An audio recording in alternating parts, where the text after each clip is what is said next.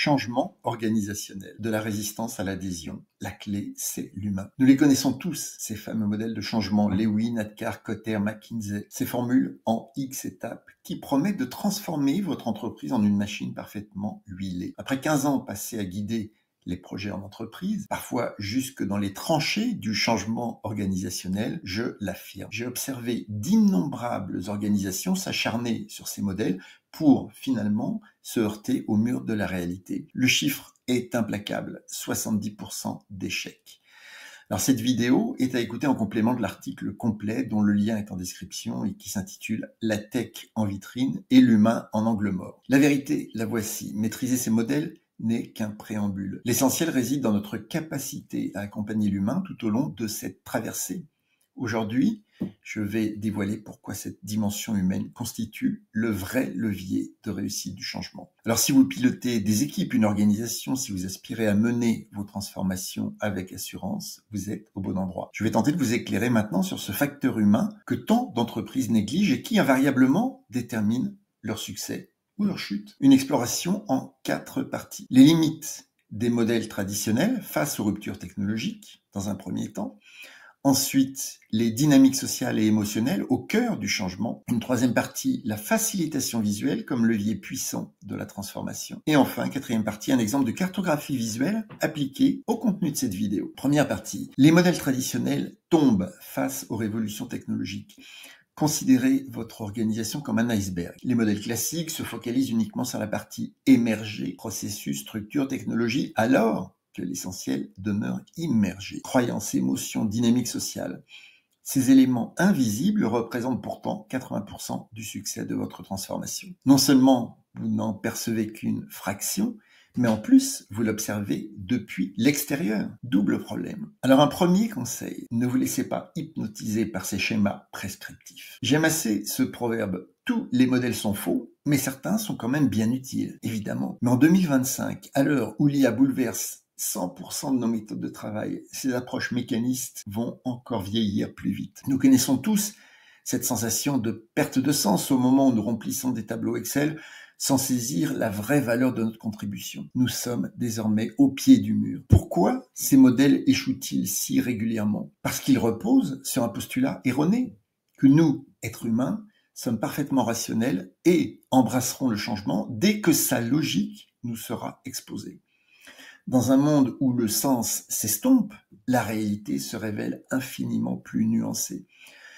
Je vois trop souvent des entreprises investissant massivement dans la technologie sans préparer leurs équipes à ces mutations. Elles répètent inlassablement les mêmes erreurs.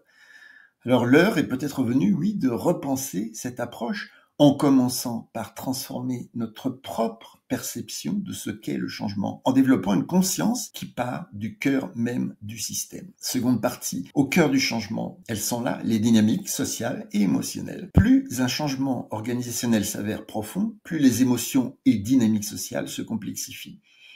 Vos collaborateurs peuvent saisir intellectuellement la nécessité du changement, tout en se sentant submergés par la peur et l'incertitude. Cela arrive très souvent. Et je le répète ici, 2/3 des initiatives de transformation échouent précisément parce que nous manquons de méthodes et d'outils adéquats pour prendre en charge ces dimensions humaines. Alors, un conseil important, créez délibérément des espaces où vos équipes se sentent en sécurité pour exprimer leurs doutes sans crainte de jugement. Reconnaître ouvertement les émotions constitue la première pierre de la résilience collective.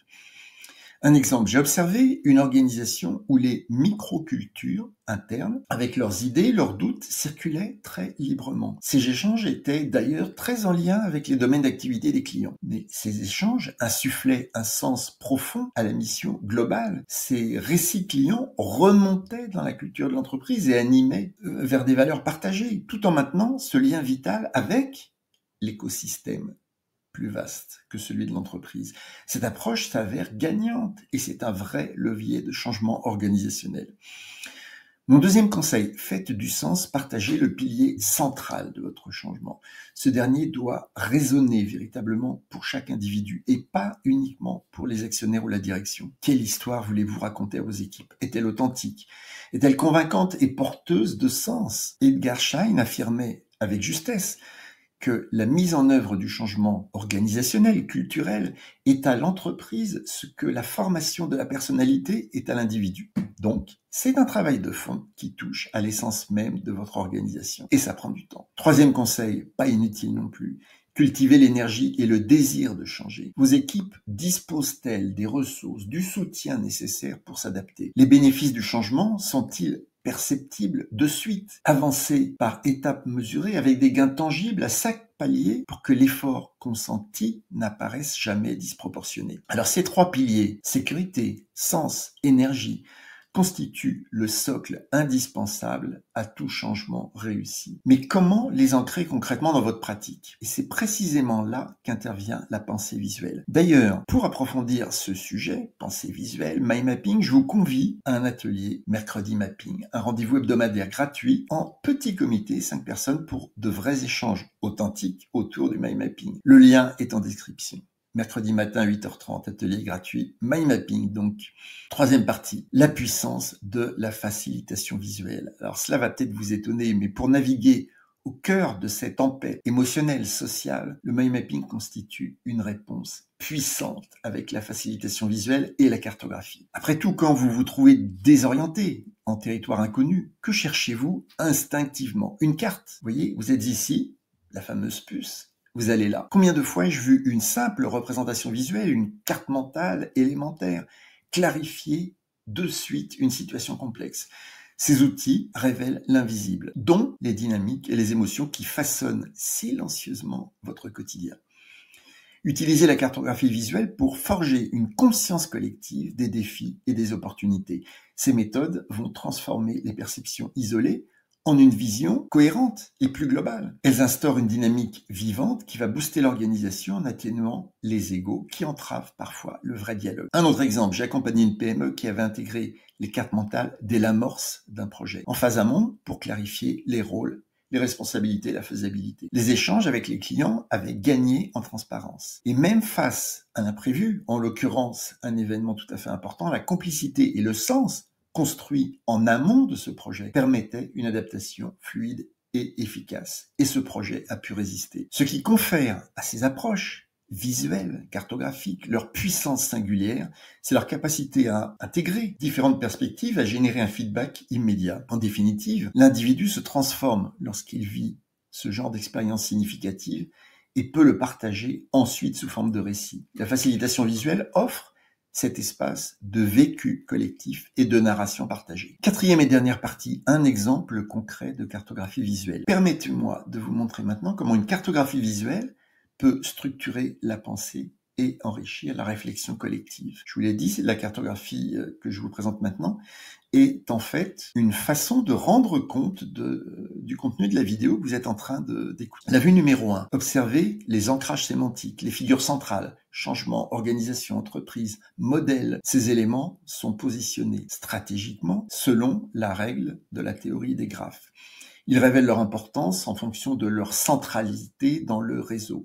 Un réseau sémantique comparable à un réseau humain avec des acteurs de différents poids et des influences au sein de ce réseau. La vue numéro 2, vous voyez, la carte s'enrichit avec l'émergence de nouveaux clusters, réorganisation, culture agile, outils visuels, engagement, résistance. Ces éléments viennent préciser et contextualiser encore davantage le cadre initial. Sur l'image et la vue numéro 3, la carte est maintenant complète. On voit l'ensemble des clusters, modèles adaptatifs, causes d'échecs sont apparus par rapport à la vue précédente. Et vous pouvez désormais choisir d'explorer chaque territoire en profondeur, questionner ses fondements, éliminer des couches superflues pour saisir l'essence même des concepts. Vous êtes ici, vous allez là, en fonction de vos intentions et de vos objectifs. Sur la vue numéro 4, justement, on choisit de travailler un cluster en particulier, donc une dimension de cette cartographie, la sécurité psychologique. Et vous voyez que lorsqu'on révèle ce cluster, il laisse apparaître des motifs qui étaient cachés auparavant. Vous pouvez renforcer certaines connexions, les tisser entre elles ou les simplifier pour maintenir une direction précise sans jamais perdre de vue le contexte global. Alors ce processus se déploie aussi bien individuellement qu'en équipe. Et c'est là où c'est intéressant parce qu'il va créer des espaces de dialogue où chacun peut contribuer selon une perspective unique. Vous prenez conscience des schémas existants avant de décider lesquels transformer selon votre niveau d'influence dans le projet. Vous voyez en quelque sorte depuis l'intérieur. Imaginez appliquer cette même approche à une étude de marché, à une collection d'avis d'experts, des notes sur votre projet de développement produit, des bulletins de veille, des flux RSS. Les possibilités sont infinies. Dans mes formations Mind Mapping avancées, je vous guide pour maîtriser ce type d'outils et les techniques de facilitation qui vont avec, parce qu'évidemment, les outils sans la facilitation restent de simples outils. Et vous serez prêt à conduire le changement sans même avoir besoin de le nommer ainsi. Vous comprenez maintenant pourquoi la dimension humaine constitue l'élément vital de toute transformation organisationnelle réussie. Alors, je suis vraiment curieux de savoir quelle sera votre première et prochaine action. Allez-vous renforcer la sécurité psychologique des équipes, élaborer un récit mobilisateur ou expérimenter le mind mapping collectif, ou bien une combinaison de ces différentes solutions? Allez, je vous invite à partager vos idées dans les commentaires, à savoir l'approche qui résonne particulièrement dans votre contexte. Votre expérience inspirera, j'en suis sûr, d'autres leaders confrontés à ce même type de défi. Restez connectés, abonnez-vous pour ne pas manquer les prochaines publications de la chaîne sur le management visuel, la facilitation, la conduite du changement. À très bientôt, merci.